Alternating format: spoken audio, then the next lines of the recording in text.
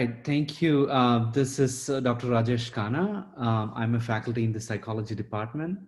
So this is about my study abroad course in summer 2021. It's called Culture, Identity, and Mental Health in India. And the course is going to be settled in the northern part of India. You can see here there's a circle mark here. So that place is New Delhi or Delhi, and that's exactly where the course is going to be centered.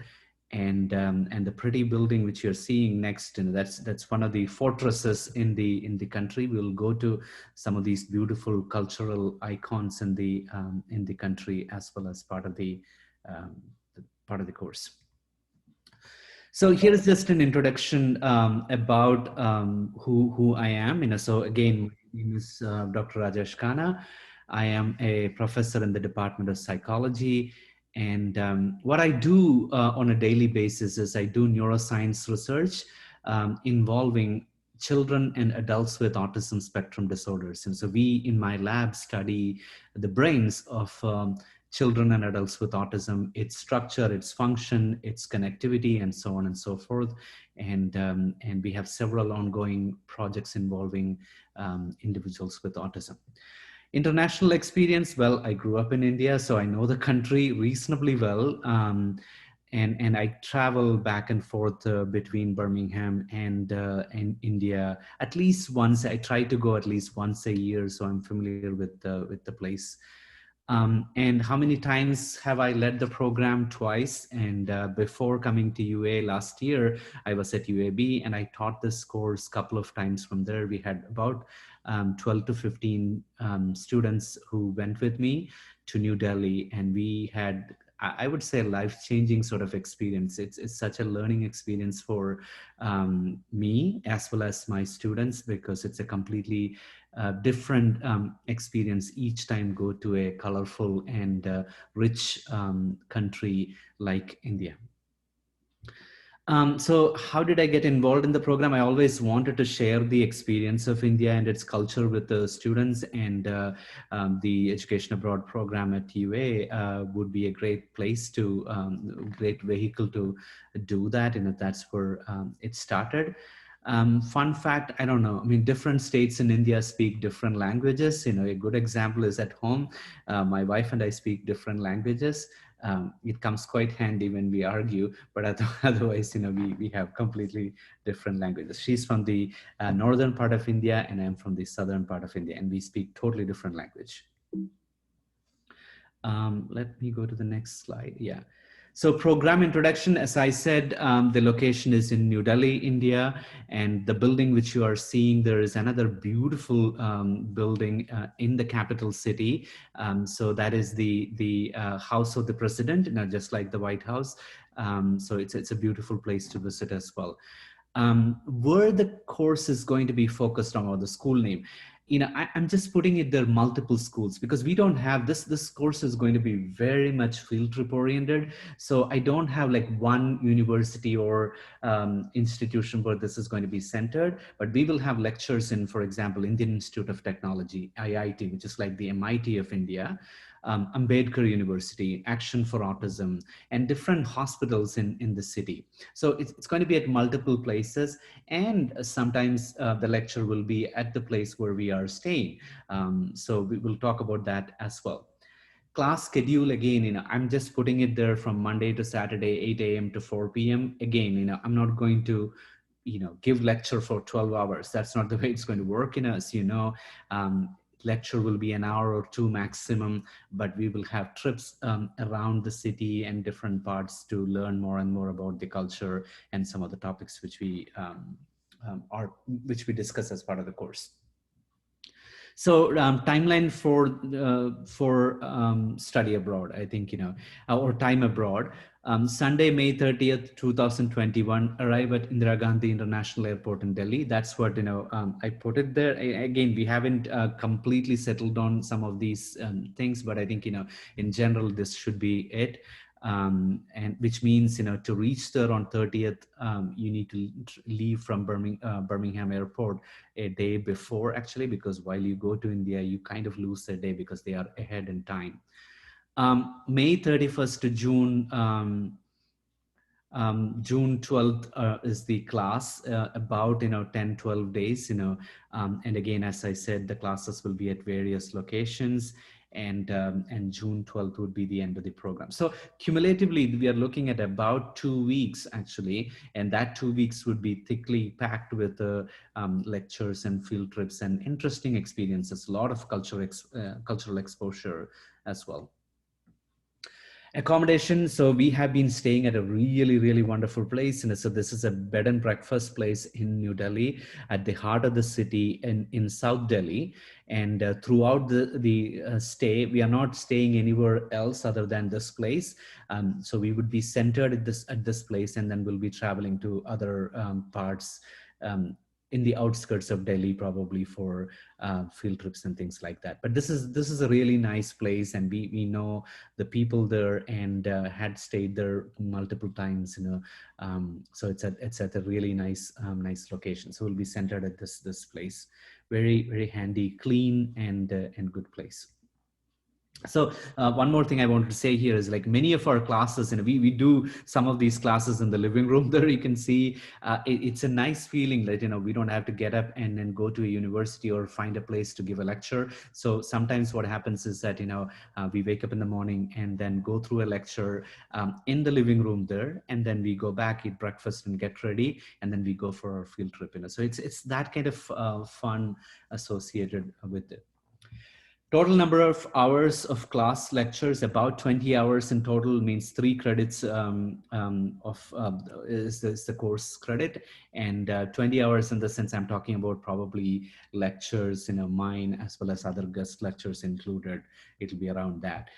Lecturers will be distributed 1 hour in the morning and 1 hour in the evening. So again, this also changes. We don't have, we will have a structure, but what I'm saying is that it's not that every day we are meeting at a certain time. It could be that some days we may be giving a lecture from 8 to 9 and then leave for a field trip, and sometimes that lecture can be a little earlier or later. Most of the days there will be field trips. That's the way the program is organized. Course is built around several topics related to culture, identity, mental health, and mental illness in the Indian context.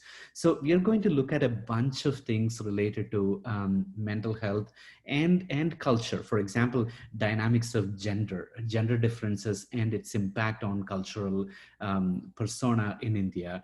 Religion, there are multiple religions in the country.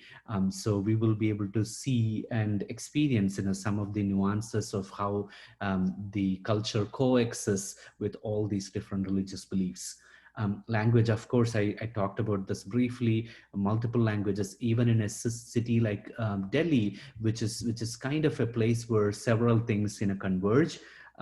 So you can see multiple languages in that city itself. So that's another experiences. And of course, one of the things in a big country like that, or a hugely populated country like that, is the stigma about mental health and mental disorders. So we'll look at how psychiatric disorders are perceived in the country, and some of the healing practices in psychiatry, which I think some of these things are very interesting part of the course, and we will visit and experience some of the faith healing practices. You can disagree with it completely, but it's interesting to learn from the perspective from a psychiatric perspective, that how the system we are all used to, which is completely scientific based, is different, at least in some cases, in faith healing practices and things like that. So a typical day, the class time, and as I said, 8 to 9 a.m. However, it depends on the field trip planned for the day. So again, it's very flexible. What kind of field trip, the distance, several factors come into play, and then the lecture will be according to that. What does the class day consists of? Lecture, field trip, sometimes an event. It'll be like, maybe if there is a performance, we can all go and watch in the evening. That could be one which can teach us about cultural practices. What do students do after the class is over? In general, we tend to go for dinner after the day is over.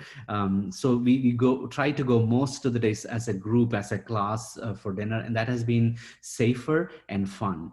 because we all get to be in a relaxed way. And then we also kind of go over, it's kind of an hour we can use for reflecting on the day, actually. So that's a nice conclusion to the day. So you don't have to venture out a lot by your own, but you are welcome to. But again, safety has to be the primary factor there.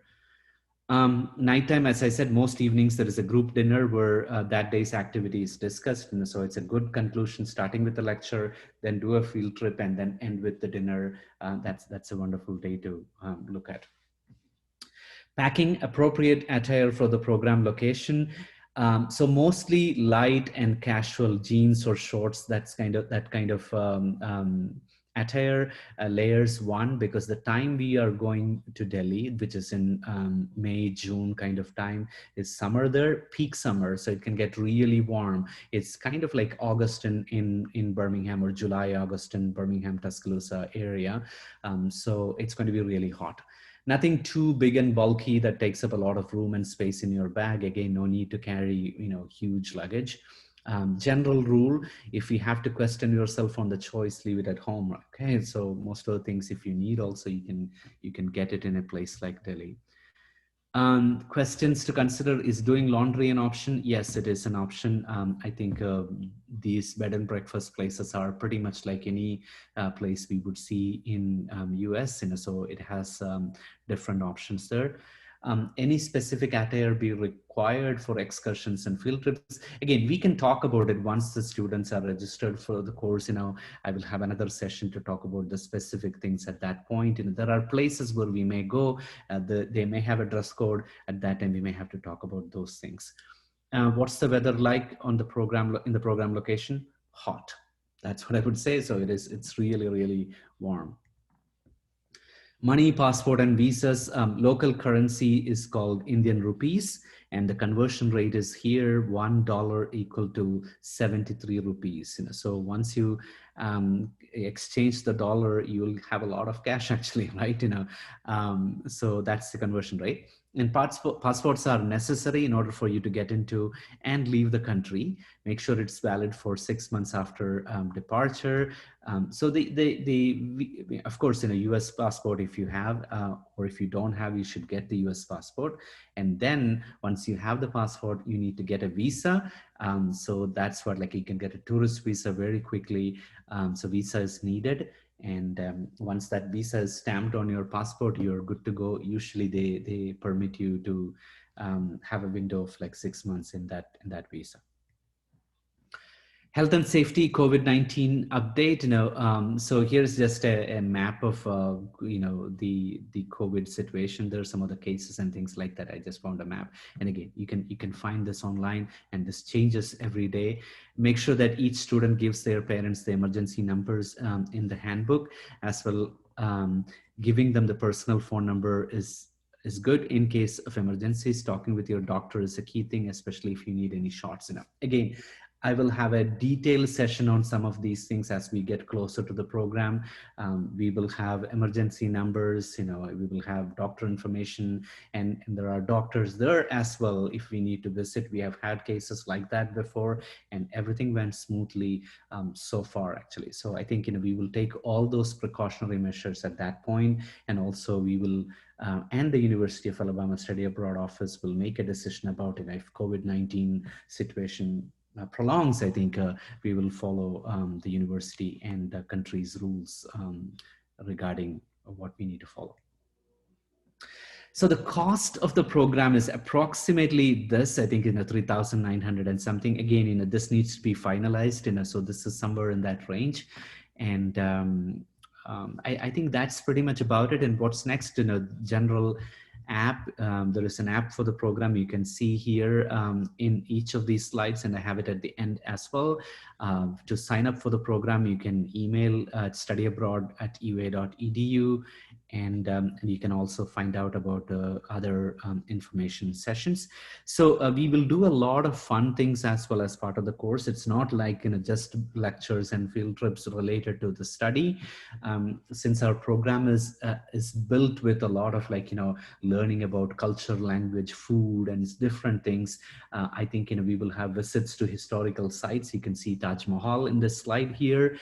It's a great experience to go and see Taj Mahal, and we will do that. And we have few other sites as well. So a couple of days I think we will devote for such experience, but we will incorporate that into the program so that it's not only a fun experience, but there is some element of learning involved.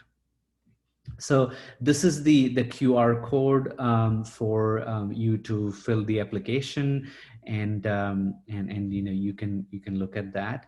And I think here is the flyer or the rack card for the program. This has most of the details in there, and my information as well is there.